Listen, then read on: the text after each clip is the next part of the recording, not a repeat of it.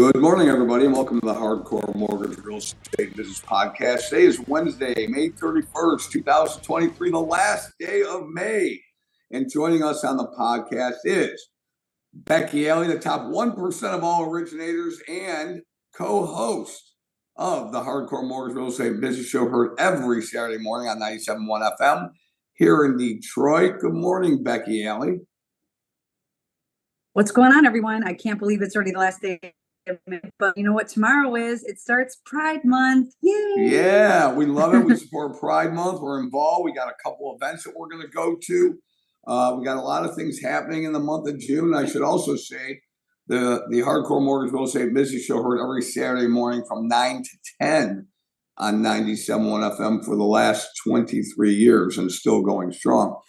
So, Becky, what I want to do with you today is I want to recap the first 5 months of the year. And why is that significant? Well, a wise person always said, if you don't pay attention to the past, it's really rough to see into the future. And also, if you don't pay attention to the past, you're doomed to repeat it. But this has been an interesting 5 months. The first 5 months have been very interesting of 2023 in the real estate and interest rate market. And as you know, when we turn the calendar from December 31st to January 1st, 2023, it was a little bit slow in January. And people were thinking, well, it's slow. There's going to be more inventory coming on the market. Housing prices are going to come down. There's going to be less offers on homes and less people buying houses. But interestingly enough, Becky, that's not what happened as we moved to mid-January, everybody coming back from vacation and going into late January. The market just took off, didn't it? Yeah, I mean, you have to be like Wayne, the greatest hockey player of all time, Wayne Gretzky, arguably. He skates where the puck was going, not where the puck was. And anyone that was talking about in January, like, oh, the market's going to shift and here's these things, they were stuck where the puck was. They weren't seeing where it's going. That was a moment in time. That literally was a moment. Okay, maybe it lasted 2 weeks, 3 weeks, maybe. And then it instantly went right back to where we thought it was going to be. We talk about it all the time at the Hardcore Mortgage Show. We are so far ahead sometimes that we take advantage, like that we kind of take it for granted because we're always looking down the road instead of right out of our faces. So immediately the market had turned and it hasn't slowed down since. And here we are starting June. We're starting the second quarter of the year, the third quarter really, or second quarter, yes, sorry. And here we are and it's busier than ever. But at the same time though, Harry, you hear a lot of people complaining that it's slow. And I find that really interesting because we also talked about this, that 30% of these people were going to get out of the business and 10% were going to dominate. And if you are not feeling that busyness of this natural market, you're clearly not a part of that 10% because it is busy out here. Well, not only is it busy, Becky, and we said that, everybody thought home inventory was going to increase. It just hasn't. Everybody thought the competition for homes in certain markets, and there are mixed markets in there, but by and large, Becky, are you ready for this? Over asking in some areas, 40.5% of homes sold right now are going for over the asking price. And by the way, that is down from last year by 10%, but last year, was insane. Mm-hmm. But we're still in this market. As we said, there's still competitiveness going on. Over 40% of homes are selling for over market now. And that's also the days on the market on average right now is 22 days on the market. That is nothing. So you want to talk about being competitive right now? It's amazing how competitive it is. Now, there are some homes that are selling for under, but the list to actual sale, Becky, is 99.6%. So that means if somebody lists a home for $100,000, they're getting $99,600. They're getting full asking price almost. And 40% of houses are going for above listed price. So you've got to be prepared. This market right now, and what we're saying, and why do we want to look into the future? And why do we use the past to look into the future? Because what the past is telling us and what the current is telling us at least for the foreseeable future, it's going to be a competitive market. Prices are not going to come down. And by the way, hate to break it to everybody, interest rates they touched 7 last week. All right. So rates aren't going to go down to that magic 5.5 number on May 10th that everybody was predicting. So if you want a house, Becky Alley, you better be in the market to buy a house right now.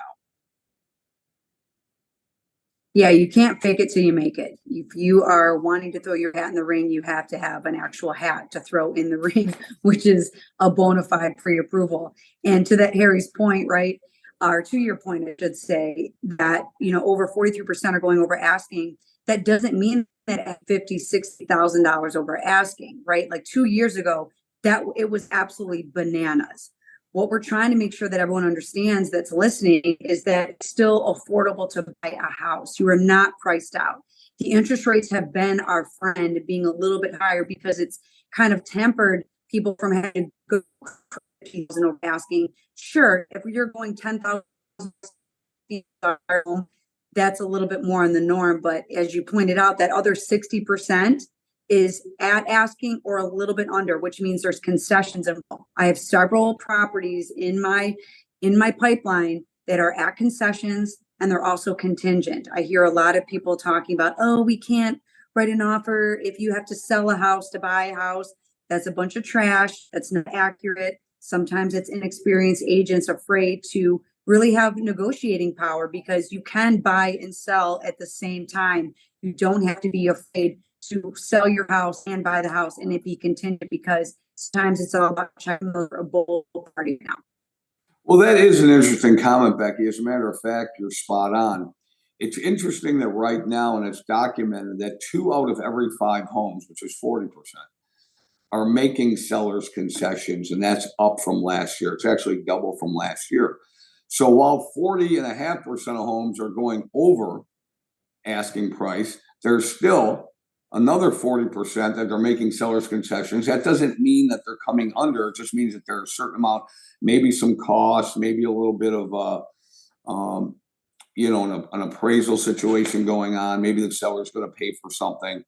But the bottom line is this, is that if you are not pre-approved, and when I say pre-approved, I mean pre-approved. I don't mean pre-qualified. I mean approved. I mean your financials have been run through an automated underwriting system, and you have a bona fide approval on a home. So when you put that offer in, you're letting that seller and that seller's representative, the realtor, know that they're pre-approved. And we encourage them, Becky Alley, to call us up. Any realtor that is not doing their due diligence and calling that lender on that pre-approval letter, they're not doing their seller a favor, are they? No, they're not. Because you have a lot of people that are skipping to my loo with a bunch of pieces of paper out there that don't matter. And we talk about it a lot because we get the phone calls after the fact. Financing falls through, offers where, the person never actually was truly qualified. They didn't do their due diligence. And as agents, sometimes you have to know, who's on the other end of the phone. Anyone can be like, yes, yes, yes, yes, right? But you don't want a yes person on the other end of the phone. You want to make sure that you're having intelligent conversations with that lender. And does that lender pick up the phone? Because we're not 9-to-5ers, and there's a lot of lenders that are not 9-to-5ers. They do pick up that phone, but that doesn't mean they also have the experience or the knowledge to catch the mistake in advance. So when we're pre-approving someone, we take the time to do it. Sometimes I have one pre-approval. I just issued it 60 days later. Why? Because the person wasn't ready. They weren't ready. They didn't have the scores where they're needing to go. They couldn't qualify for the program that was going to allow them to get the funds needed for closing. So we took our time and we did it right? Sometimes it's not about getting there hurry, fast, faster than your feet will carry you. Sometimes slow and steady wins the race, because at the end of the day, when we now close this transaction and it's a smooth experience for everyone, I did those people more of a service than if I would have just slapped something on a piece of paper and everyone had a horrible experience from start to finish because they truly were not qualified at that time for what they needed to do. They didn't have to borrow money from mom and dad. They didn't have to borrow money from anyone else. They qualified now for a down payment assistance program 60 days later, and they're in a much better sound financial position. Yeah, and Becky, sellers representatives, sellers agents really appreciate the fact that when they call us up, first of all, they know who we are. We've been around for a very, very long time. And then when they call you up and they just have a conversation, hey, haven't talked to you in a while. We've had a lot of transactions in the past. You have a buyer that is putting in an offer on a home. We'd like to take your offer. Tell me about, have they been pre-approved? Of course, they got their pre-approval letter. They've heard of us. They know our reputation. They know we're going to close the loan. And they're writing purchase agreements for, sometimes 21 days, sometimes 30 days. And they know what's going to close. So had a nice conversation with a realtor that we've had many transactions over the years. It was nice to hear her voice. And she said, fine, they accepted the offer. And this was a buyer that moved in from out of state, accepted a new job, and they've been looking, Becky, for 3 to 4 months and finally got an offer accepted. So it does work that way. Again, as we said, there are homes that are going for at ask, over ask. And if you're lucky enough, you'll get some seller's concessions on some of the others. But Becky, some of the most competitive cities in Michigan to buy a house in, according to Redfin, in the metropolitan Detroit area, we had 4 out of the 10 in the state of Michigan. Number 1 was Madison Heights. Number 2 is Berkeley. We've said Berkeley's been hot for a long time. Livonia and Southgate. So let's face it, Becky, we're familiar with all those areas, right? And I can't tell you how many transactions you write in Southgate and Livonia. I mean, let's face it, we're writing all over metropolitan Detroit, and Berkeley is, it's my hometown. What can I say? So Berkeley's always been hot to me, Becky. What can I say about that? But what's going on down in Southgate? We're still seeing a lot of things going on in terms of overvalue. When I say overvalue, I mean over asking. And the market's just hot because it's a great place to get a first or second buyer in Southgate, Trenton, Lincoln Park, Allen Park, everywhere in what we call the downriver area. Homes are so affordable and they're great communities to raise a family.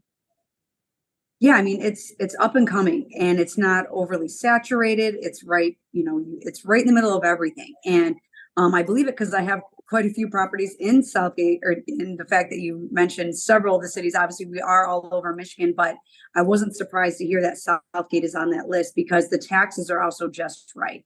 Some of these other cities have higher taxes. So Southgate's that little interim of in between where you can be a repeat buyer or you can be a first-time buyer. What's cool about the Lincoln Park, Southgate, Trenton, Woodhaven is it's not just one thing. It's a little bit of everything. You can be the step down buyer. You can be, going into retirement communities like you're 65 and up there in Woodhaven and Brownstown. Southgate has your desirable repeat first-time home buyer price points. Same with Lincoln Park, and they also participate in a lot of these first-time home buyer, first-time buyer programs where you're able to get some decent money towards closing costs and prepaids. So we really advise everyone to really take advantage of that. But I have seen quite a few Southgate that I've seen one that went over 15 over asking in Southgate alone. Yeah, and we're seeing also, the Woodward corridor. Easy for me to say. Woodward corridor is remaining hot with Ferndale, Pleasant Ridge, Berkeley, Huntington Woods, all the way up to Birmingham and Bloomfield Hills, Royal Oak, because everybody wants to be near Woodward, the ease of going up and down Woodward to all their favorite restaurants and places to go recreationally. It's still a very, very strong point. So Becky, let's take a glimpse into the future. I'm going to go with you. So what are we going to see for the rest of the summer in the third and going to the fourth quarter? What are your thoughts on the inventory and prices? What do you think that's going to happen going in the third and fourth quarter? We are still going to see that upward trajectory that we have been seeing. We are coming up here. We're not going to be peaking anytime soon. It is going to remain competitive, like we've been saying. And even if the rates did taper a little bit, it's just going to remain competitive because there's just not enough inventory, and there's not going to be enough inventory. And it's this tale as old as time, supply and demand. So if you want to buy a house, throw your hat in the ring, but make sure you're having the proper conversations right now, because you do have an opportunity to win, and we are here to help you. We're going to walk shoulder to shoulder with you, but don't be discouraged by the noise and the media. Someone are going to tell you like someone's mother, brother, sister's cousin that doesn't believe that you can purchase a home they're going to plant a seed of negativity in your mind, and you need to silence all that noise, because what is for you will be for you, whether it's the right house or the right loan program. And if renting is even right for you, that's okay too. But it all starts with the conversation, and don't let anyone else hinder you from what your goals are. And we're here ready to help you. But yeah, it's definitely going to be remain competitive, but that doesn't mean that you can't win, because we're competitors here at Capital Mortgage Funding. That is for sure. Yeah, and there's no question about that, Becky. And what I see inventory remaining relatively the same right now. I see prices, again, I don't see any considerable price drop at all. I know people don't want to hear that, but we're just trying to give them the truth. That's why we call it the Hardcore Mortgage Real Estate and Business Podcast, as well as the Hardcore Mortgage Real Estate and Business Show. We'll tell you the hardcore truth. Interest rates, what do I see for interest rates? They hit 7, they went through 7, they were at about 7 1/8 for about a day. They're coming back down a little bit right now. I think they're going to stay stable. I don't know that the Federal Reserve is going to go ahead and bump the Fed funds rate in June. My prediction is that they should not. Doesn't mean they won't. I haven't gotten a call from Jerome Powell lately, but he's not going to listen to me anyways. So I think that they're going to hold firm. If they hold firm, that's going to give a rally to the financial markets. We know that the deal is going to get done right now. It's going to go to a vote. We know that deal, the debt package, is going to get passed because the United States never defaults. And guess what? We just turn on the printing presses and we print more money. That's a different conversation. So when you owe yourself money and you control the printing presses, all you have to do is turn them on. But I won't go there. That's for a different topic if anybody wants to call me. The overall stability of the market is going to remain stable. I'm talking about the real estate market, Becky, because there are still so many buyers out there with a lack of inventory. Supply and demand. Supply is low, demand is high, and that will go ahead and continue the stability of the real estate market. So my prediction is this, and again, we see inventory remaining where it's at right now. Prices are not going to come down drastically. Rates are going to continue to stay where they're at. Could they come down, Becky, in late 2023, going into an election year of 2024? I believe we're going to see some movement in 2024. Again, that's one man's opinion, but it's if history is a reminder for the future, that's generally what happens in an election year, because you have the political climate taking over and everybody wants to, make sure things are stable going into a new presidential election. Also, last but certainly not least, we are having, Becky, you're going to co-host the Hardcore Mortgage Real Estate Business Show this week with Harvey. I might stop by. I don't know if I'm going to be in town yet, but hopefully that I am.